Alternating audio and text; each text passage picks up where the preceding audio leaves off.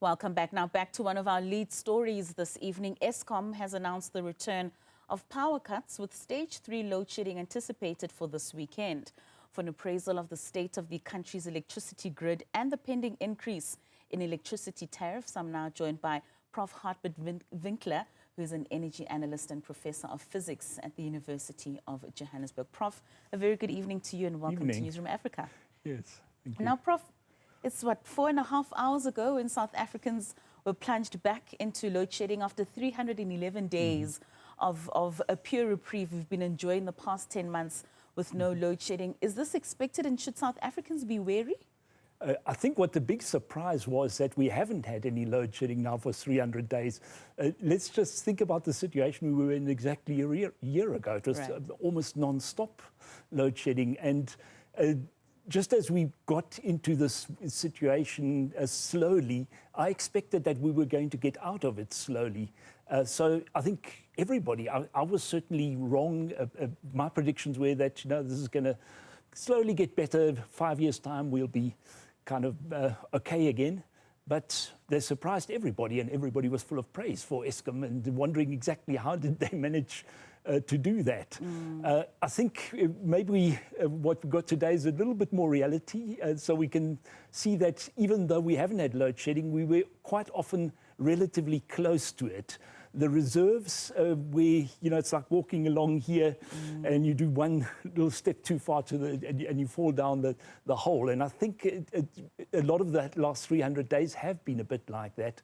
And it's just now that they couldn't really hold it anymore. The problems had already developed about a week ago when several of their units crashed, and in particular two power stations which had been very reliable in the past, Matimba and Letabo, they lost 3 units, which is half of their capacity each, in addition to various other problems that were there. So that those two altogether amount to something like 3 stages of load shedding. So if that hadn't happened, we would have been okay.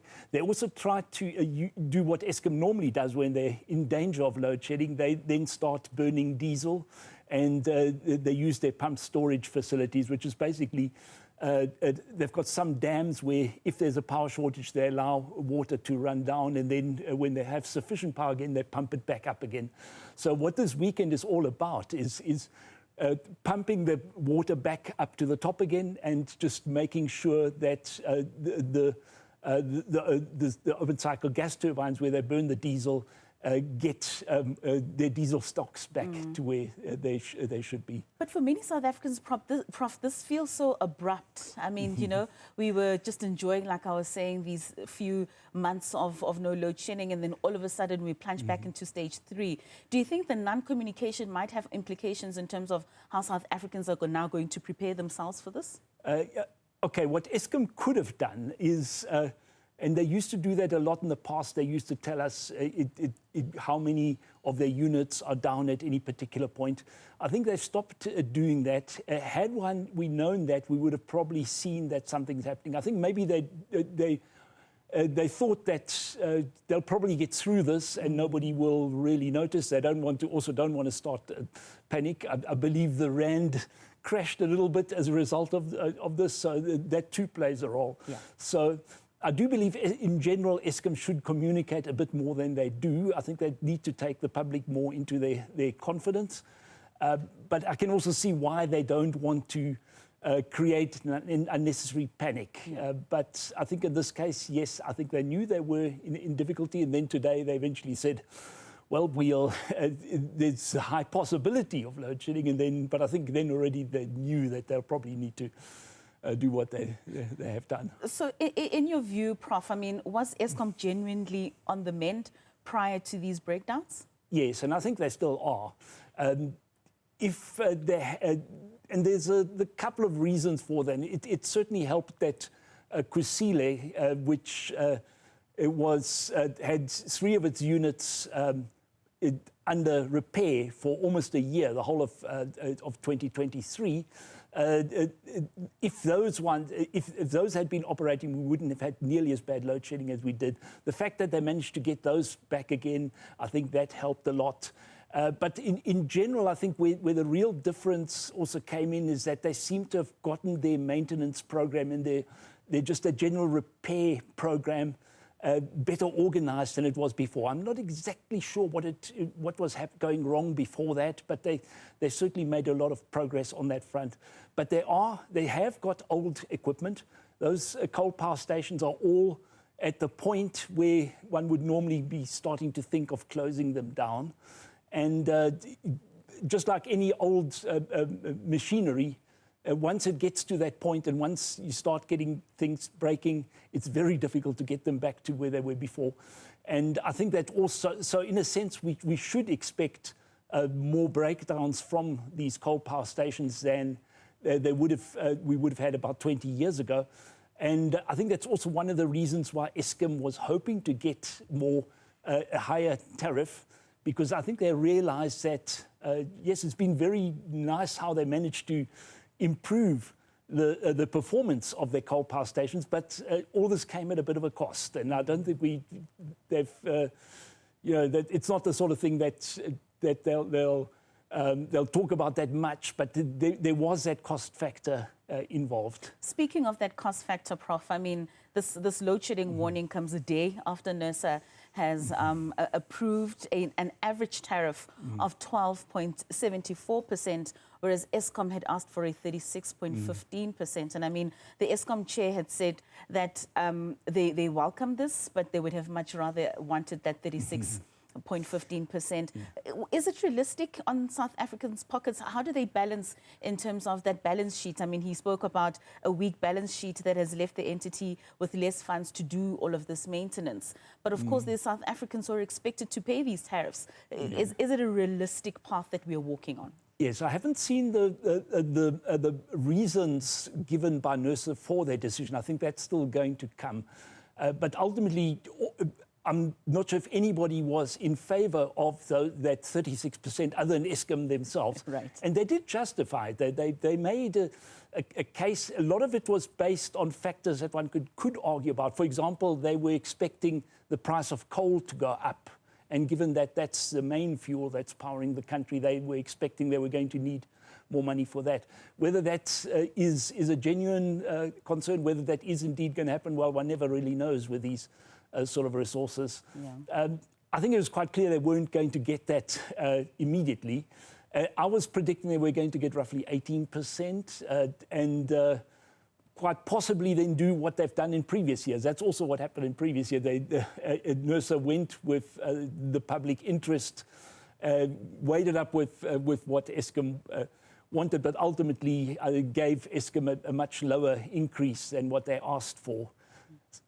Right. So, I mean, Prof, like I'm saying, in terms of what South Africans are expecting, we heard one of the DAMPs speaking about how South Africans, in terms of the municipalities and how much Eskom is able to get out of the municipalities with regards to revenue, even though South Africans would be paying those increased tariffs, are we seeing those funds reaching places where they actually need to be? Well, the municipalities have a huge problem in collecting revenue just in general. So, and quite often they will even use what they get to cover some of their other costs. So it's an existential problem essentially for Eskom.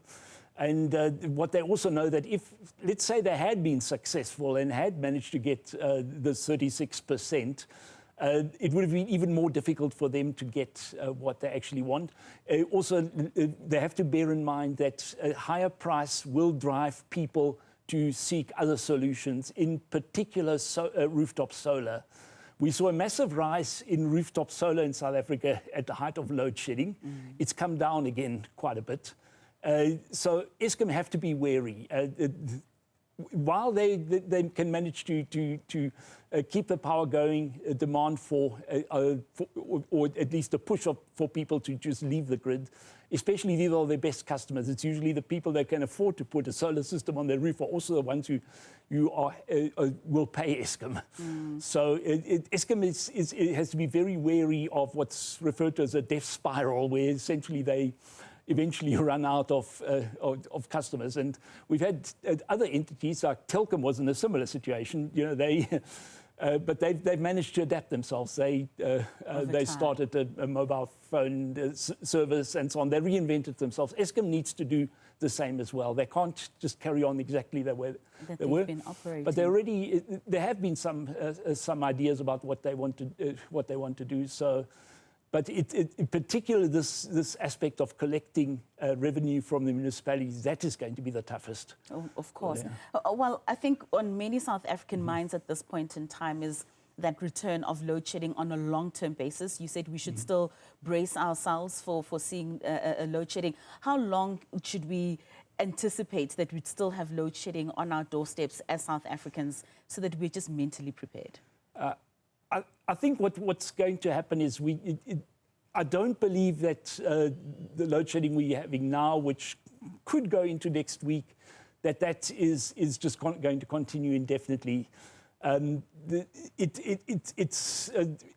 think we should expect a sort of pattern where we're going to have fairly long runs of uninterrupted power, and every now and then there is going to be some sort of a crisis like we're facing now.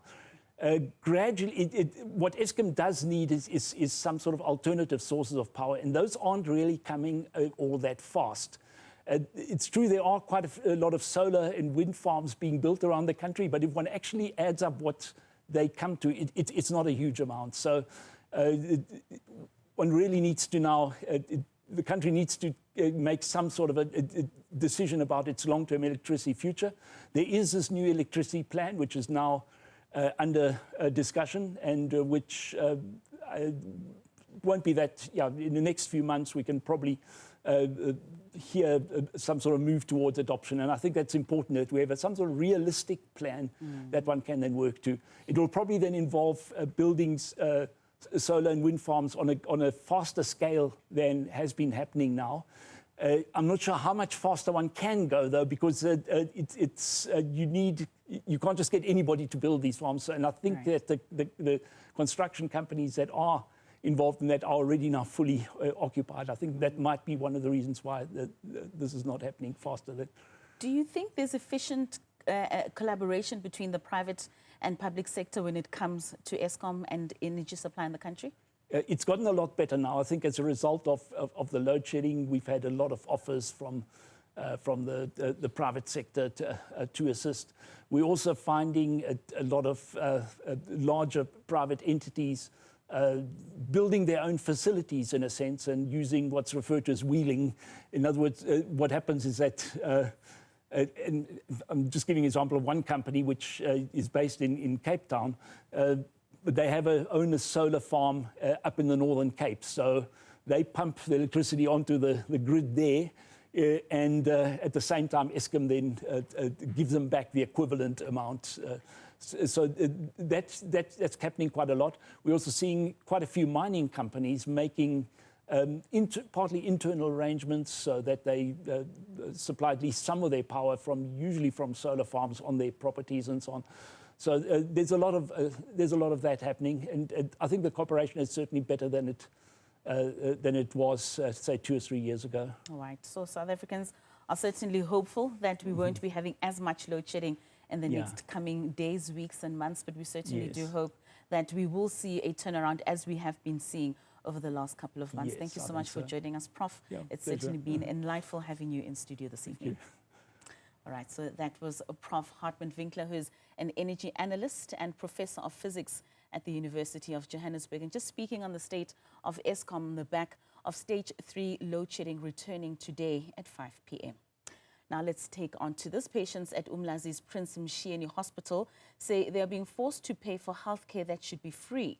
Some claim they are charged 50 rand per visit. They allege that failure to pay is recorded as debt and the amount accumulates each time they return.